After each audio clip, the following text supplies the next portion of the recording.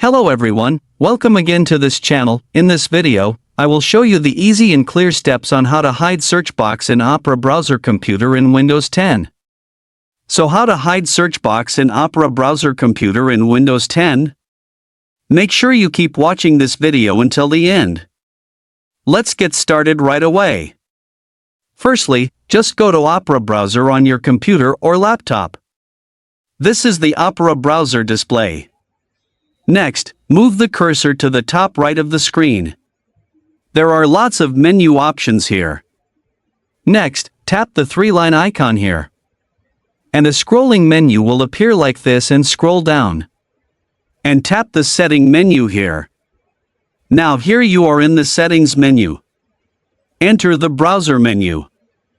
Now here you are in the browser menu. Next, activate Hide Search Box.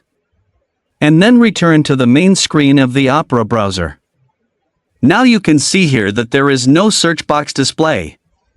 So that's it, the how to hide search box in Opera browser computer in Windows 10 tutorial. Thank you for watching.